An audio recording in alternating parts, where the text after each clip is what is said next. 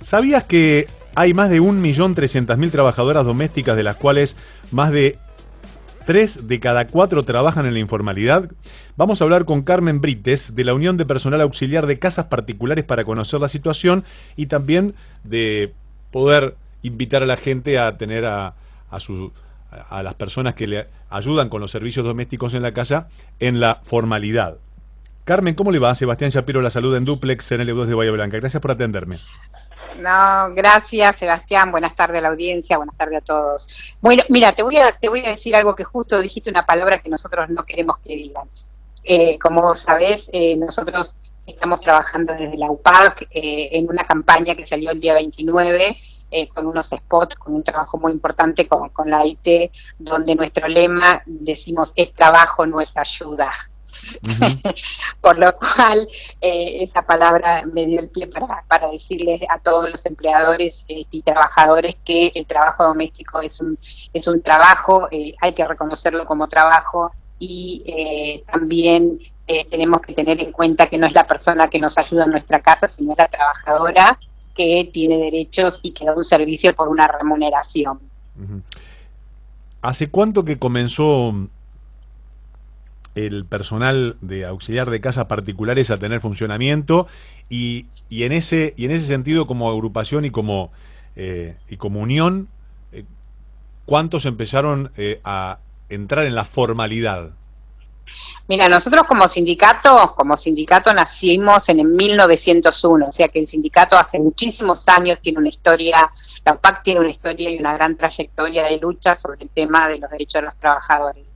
Por otro lado, desde el año 56 había un decreto que ya en esos años daba una protección al sector de trabajo doméstico, si bien no era todas las actividades del trabajo doméstico, sino que era un sector porque tenía determinados requisitos. En el año 2013 se modifica ese decreto y aparece la ley 26.844, que da la protección a todos los trabajadores domésticos y trabajadoras domésticas, sin importar los días, sin importar las horas, y tampoco sin importar la cantidad de empleadores. Puede una trabajadora tener varios empleadores y cada empleador tiene que cumplir con la obligación de la registración, ¿no? Porque la realidad es que en Argentina, como bien dijiste vos, hay 1.300.000 trabajadoras todavía en la informalidad, por la cual no debería existir eso, porque en Argentina tenemos una ley que protege el derecho de las trabajadoras a tener la seguridad social y a ser una trabajadora registrada, y el empleador tiene la obligación de registrar a las trabajadoras que tengan trabajando en su hogar, ¿no? Y para registrar a las personas que tengan trabajando en su hogar, ¿deben dirigirse dónde? La registración se hace a través de internet, a través de la página de AFIP, donde habla de casas particulares. El empleador debe dar el acta a la trabajadora de casas particulares, poniendo quién es su trabajadora, cuál es la categoría que va a desarrollar como actividad en su hogar, cuál es el monto que le va a pagar como salario, cuáles las horas que van a trabajar, cuáles son las horas que va a trabajar la trabajadora, y dependiendo las horas semanales que trabaja la trabajadora debe hacer el aporte de la seguridad social, porque después de hacer esa registración lo que debe hacer es el empleador, porque es una obligación del empleador hacer todo este trámite, es darle de alta en la obra social, que bueno, obviamente ahí en Bahía Blanca tenemos la obra social del personal de casas particulares que pertenece a la UPAC, y pagar el formulario 102, que va a depender, ese pago va a depender de la cantidad de horas que la trabajadora hace semanalmente en el hogar, ¿no? Por ejemplo. Y ahí le quiero preguntar, Carmen, estoy hablando con Carmen Brites de la Unión de Personal Auxiliar de Casas Particulares. ¿Cómo se tabula el tema de la cantidad de horas? Porque voy de 9 a 12 lunes, miércoles y viernes. Vamos a poner un ejemplo. Y luego van hacia otro lugar y trabajan otras horas o más horas, independientemente. Te voy a dar el ejemplo. Primero te voy a dar el ejemplo de cómo está dividido ese formulario 102. Y hay un formulario que es de un pago voluntario, que es del 575, te voy a explicar por qué, porque es importante que esto lo sepan los empleadores y los trabajadores y los empleadores. Por un lado, vos lo que tabulás para hacer los aportes en las horas semanales que cumplimentás con cada uno de los empleados. todos los empleadores. Vamos a suponer, te voy a poner un ejemplo, que una trabajadora va a la casa de 2 empleadores. En un empleador voy todos los días, 8 horas diarias. Bueno, ahí la tabulación va a ser, en ese formulario 102 tenés de 0 a 12 horas semanales, que vas a pagar determinada cantidad, de 12 horas a 16 horas semanales, que vas a pagar otra diferencia, y más de 16 horas semanales. Dependiendo de las horas semanales que hago con el empleador, va a ser el aporte que tengo que hacer. La diferencia va a estar en lo que es la obra social y la jubilación. En lo que tiene que ver en la RT, no importa la cantidad de horas que tenga, va siempre a ser el monto fijo que marca la ART, ¿no? Eso es importante saberlo. Y por otro lado, para poder acceder a la jubilación, vamos a suponer una trabajadora que trabaja 4 horas 2 veces por semana, que está en la primera categoría, que es de 0 a 12 horas semanales.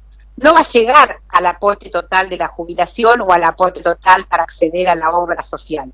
Por lo cual ahí el formulario 575 tiene que pagar la diferencia de esos aportes para llegar a poder estar dentro de lo que es la jubilación o dentro de lo que es la atención de la obra social. Si no tiene la cantidad de aportes que necesita, la trabajadora no va a poder acceder a esos 2 temas.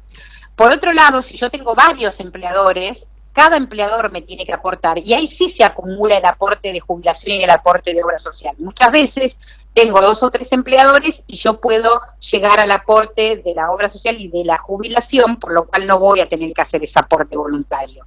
Pero cada empleador tiene que pagar su trabajadora. Y si trabajo en una casa de familia, y trabajo con el tío, trabajo con la hija, trabajo con la madre, por ejemplo, que pasa mucho de esos, cada uno de ellos tienen que hacer los aportes, no porque sea de la familia, o sea, el mismo empleador trabaje con la hija y con la madre, solamente uno de ellos debe hacer la registración, no. Cada empleador, teniendo un domicilio separado al que voy a trabajar, sí o sí tienen que hacer los aportes por las horas semanales que trabaja la trabajadora. ¿Cuánto es la hora? ¿Cuánto es la hora? Mirá, hoy la hora se está pagando, te voy a decir lo que es la escala de lo que dice el ministerio, que son 156 pesos, pero la realidad es que la oferta y la demanda no es lo que se está pagando, sino se está pagando entre 250 y 300 pesos la hora.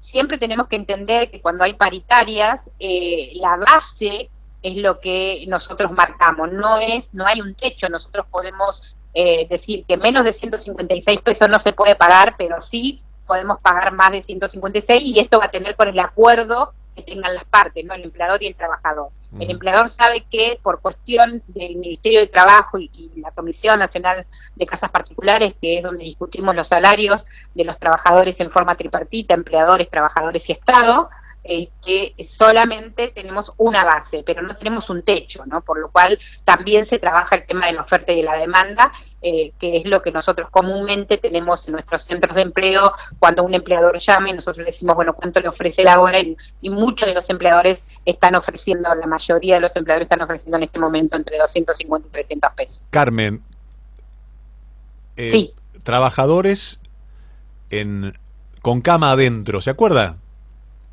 Sí. El término, no, yo trabajo cama adentro acá en esta casa, sí. Y salgo los domingos, por ejemplo. O voy rotando, a veces sábado, a veces domingo. ¿Qué dice la ley? ¿Cómo en ese aspecto? La ley dice que cuando hay una trabajadora cama adentro, sin retiro, se dice en realidad, sin retiro, el trabajador trabaja 48 horas semanales, por lo cual tiene que trabajar 8 horas, como máximo es el horario que nosotros tenemos por día, 3 horas de descanso, en los días que estamos trabajando con cama, te hablo, ¿no? Con cama sin retiro. Y después de esas 8 horas, ya esa 8 horas que empieza a partir de las 9 horas, o sea, 9 horas para arriba, ya son horas extra. En lo que es día de semana, esas horas extras son al 50%, y cuando termina mi horario de trabajo, que sería el sábado a las 13 horas, las que trabajan sin retiro, y si yo me pongo de acuerdo con mi empleador y es mi voluntad quedarme más horas del día que me toca salir sí o sí me tienen que pagar al 100% las horas extra. Y el horario, como bien te digo, es de lunes a sábado, 8 horas diarias, son 48 horas semanales, y vuelvo al trabajo el domingo a última hora o lunes a primera hora. Eso es lo que dice. Ahí está. Carmen, me encantó la charla, gracias por este panorama tan clarificador.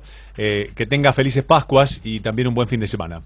Gracias igualmente, y quiero dejarle un gran saludo para las trabajadoras de casas particulares. El 3 de abril es el Día del Trabajo Doméstico, es un día no laborable y pago. Y si lo trabajamos, compañeras o compañeros que estén dentro del trabajo doméstico, recuerden que tienen que pagarles el doble. Ahí Muchas está. gracias. Por favor, Carmen, gracias por atendernos. Carmen Brites, de la Unión de Personal Auxiliar de Casas Particulares.